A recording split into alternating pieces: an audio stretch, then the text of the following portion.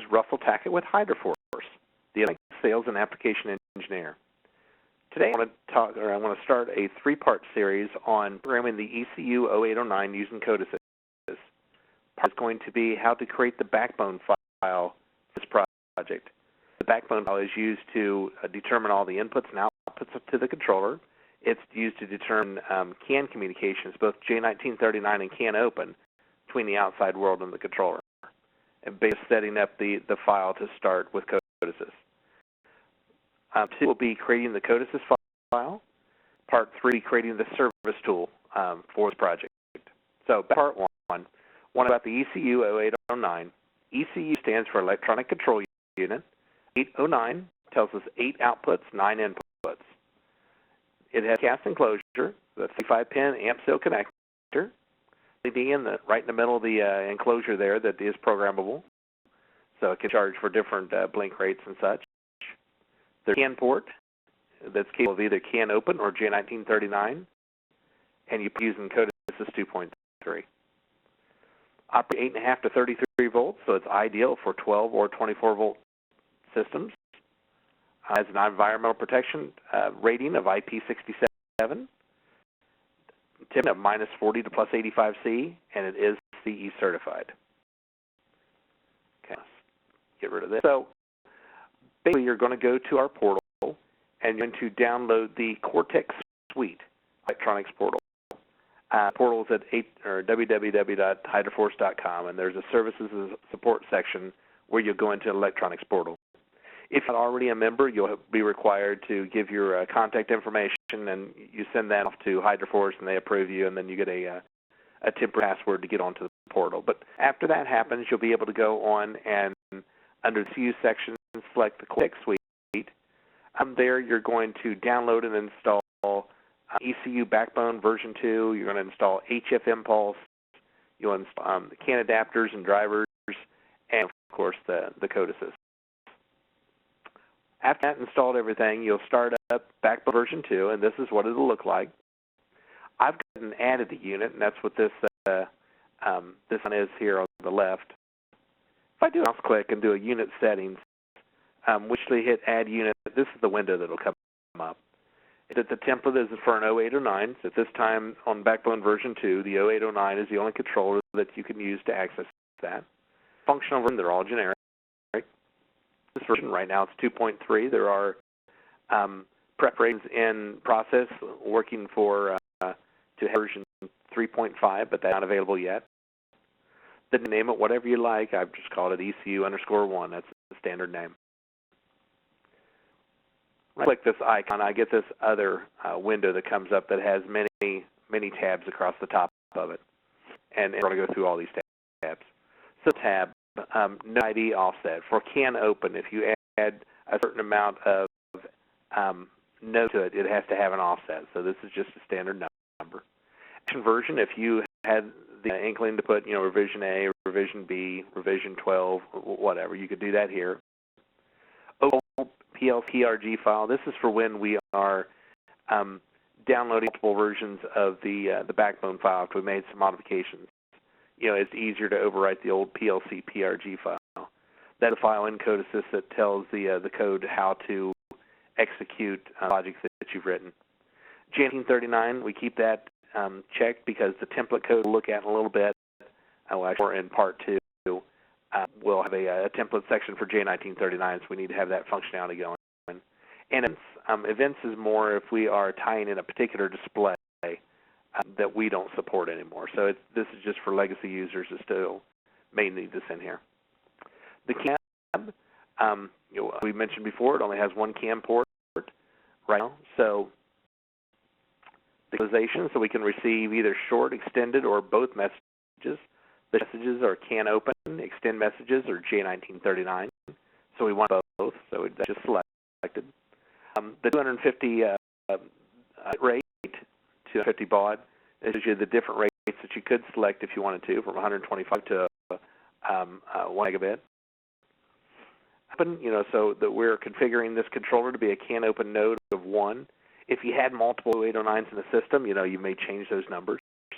If you have a Walkendorf display or some other CAN open device would have another number that's not node ID 1. You know, make sure that they're unique. 200 milliseconds is the rate we're going to have coming out of this controller. This device profile 405. Remember on the general tab I talked about a set for a display that we don't support. That's the same for the device profile. Application code from communication parameters, we just have that set. And the SDO, that's another one of those display parameters. Initialize can't open. So we want to be able to do the NMT start bit for an open circuit through this. That's why that's initialized. J1939, we can both transmit and receive J1939 messages. And if you look, you can see that DM1 messages are made to transmit, JM2 and DM3 messages are made to transmit out of this controller already.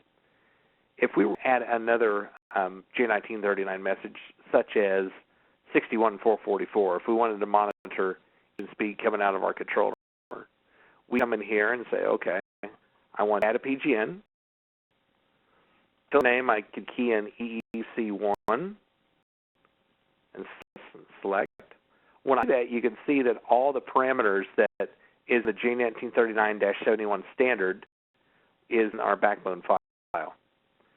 The purpose of this webinar is not to educate you in J1939, just that the J1939 messages, if you have that knowledge, can be brought into this controller.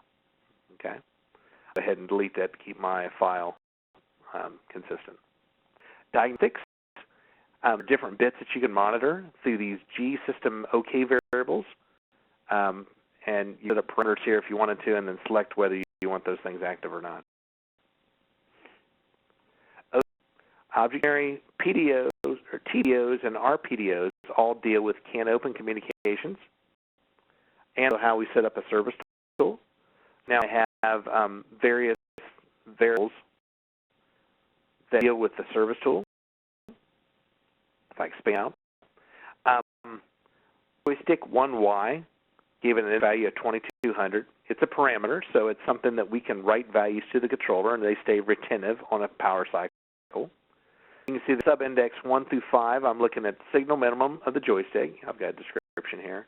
Signal center max, deadband center, deadband error. So I've got variables that I will be able to tune while the system is running. Valve 1, it's a parameter. If you look at them, it's a RAM value, though. So this is a value that's read from the controller but is not retentive of the controller because I want it derived every time that controller runs. Valve drivers, or valves, I'm sorry. Cells that we would just monitor when the system's running. So I want to monitor the voltage of a joystick, number 1, Y-axis signal voltage. So a little bit further. There you go. And millivolts, if I can get it there. There it goes. Okay, so all the dictionaries or all the variables need to be defined in the object dictionary. Then if you wanted to transmit or receive, it would be in these tabs. Let's take, for instance, let's say we wanted to modify or we wanted to transmit the value of the engine speed that we had coming in on J1939. So we need to create a variable for it. And then index, let me add a new number here, 2400. PDO mapping is selected, and I say, okay, this is going to be, index would be maybe values to A3. A3 is the model of the Wackendorf display that we offer. Okay. The variable type, or variable name, I'm sorry, engine RPM, I'm just making this up, what makes sense to me. Descriptive, I could get a little more descriptive by saying Cummins engine speed. Mappings. We see low limit 0, default 0, high limit 255. Well, we're going to have the engine speed higher than 255. So instead of a byte, I'm going to say word with a value of 65,535. It is so it's something that won't be attentive. It'll be something that's derived from, in this, the J1939 signal. In the sys file, I can move it over to this here and then transmit it out if I like. Okay, so we have that. If I come over to transmit PDOs, add, so let's call this another name that's going to transmit. Untitled. I could give it the same name if I wanted to. ARM. I wanted to give it a specific cob ID. I didn't want it to just let it choose itself. I'd hit manual, and then I change whatever I want to. 182. We said the only object dictionary variable we have available is this engine RPM, so I'm just going to select the mouse button, and it comes over here. So just, and then, of course, on the receiving side, you have to set up a cob ID that would receive a 16-bit number or a 16-bit variable. That on this side I call it engine RPM. It's able to call it the same thing on the other side. Cuts fusion. Okay, I'm going to delete this PDO. In the object dictionary, I'm going to delete this still. That's transmit and receive PDOs. I/O. This is the section where we're going to determine where our inputs and outputs are wired to. So the first one to come to, and I've already declared this, is item 11. So I've got is a PWM. I've called it valve 1, coil 2. I could put a description in here if I wanted to. Really, the settings you have on this is whatever your dither frequency or your default frequency for that output is, set in there, or 200 hertz. How you get this value is you go into the documentation of the HydraForce valve or the whatever valve or pump or motor you're trying to drive and figure out, documentation should tell you where the idle dither frequency is that needs to be set. So on the ones I'm just using 200 hertz. For valve coil 1, I have to, since this is going to be closed loop and it's going to be a current closed loop type file, I have to have a feedback pin. So one of my feedback pins, you can see mode or possible mode is pin 23. So I have valve coil 1, I have 1 coil 2 feedback on pin 23. So the coil 2 on valve 1 will be connections between pin 11 and pin 23. Coil will be between connections 12 and 35. The other we need to look at is this joystick analog input on pin 21. Okay. Set up a digital input because, see here possible modes, digital input, analog input. I'm sorry, it's set as analog input. Analog input modes are either 0 to 5 or 4 to 20 milliamps. And then, of course, you can adjust the samples. All the blue arrows on the right here are going to give you an additional help. So this help for that. Okay, so that is the help. There's a help setting all the way on the right that would bring up another page. It would bring you more help that you can get on Backbone. Something handy to have. Okay, setting up your inputs and outputs. Then the monitoring tab, if we had multiple can-open devices, we would declare them here and figure out who's a master and who's a slave. But the purpose of this this demonstration really is just how to do a simple program. So we're going to take an analog input and drive a PWM output. That's what we're trying to do here. So we've got 1 analog input for 2 PWM outputs, really. When we get all this done, I want to come over and I want to say Save Configuration and create a mod file. And this is an existing program, but it's HF Service Tool Mod. So what we'll be able to do is in step 3, or part 3 of this demonstration, we're going to talk how to create a service tool, and we'll just mod file for that. So I want to leave that now. I can go ahead and I can close this and come back to the front. Now here's a new file. I do a right mouse click on the controller, and I would create this project from the very bottom. But what it is, it's a brand new template, and you bring in the I/O into this brand new template, and you start writing code. Well, the project I have is an existing project, so I don't want to start all the way over from the beginning. I want to export what I have newly created in my Backbone file and put it into Code Assist. So I'm going to the project, and then I'm System Export. I would over and grab my Code Assist files. Okay. And what I'm going to do is do a project import.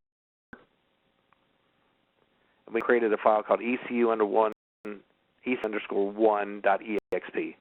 Created at 1:40 p.m., which is the time on my computer right now. We'll select, we'll hit open. It's going to say to you, replace all my files.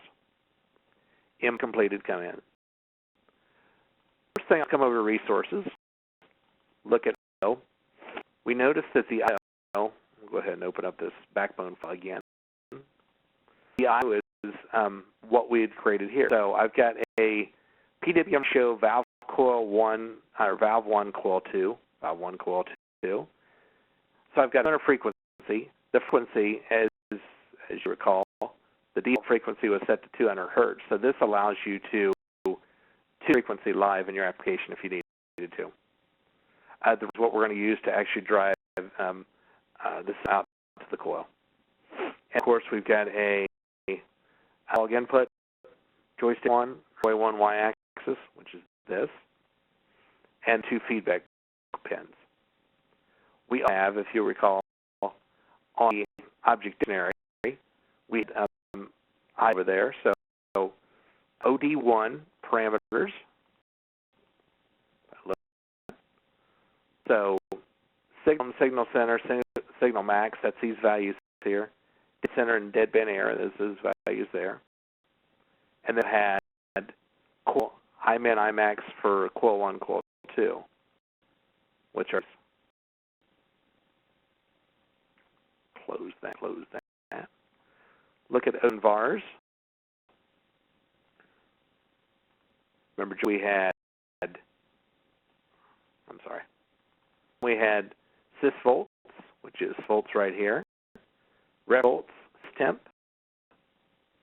Then we had joystick MV. B. Then valve coils, cur coil 1, cur coil 2.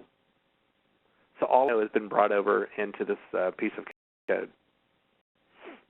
We'll do a project rebuild. This is usually the first thing I do before I go looking at any code, just to make everything compiles, make nothing got messed up on the transfer. Because if you're working in the backbone file, maybe you hit an extra key or something, then the code would say, I don't understand what this is, especially if you've already written some existing code. This can part 1 of creating the ECU-0809 application, showing you to create a backbone file. Thank you.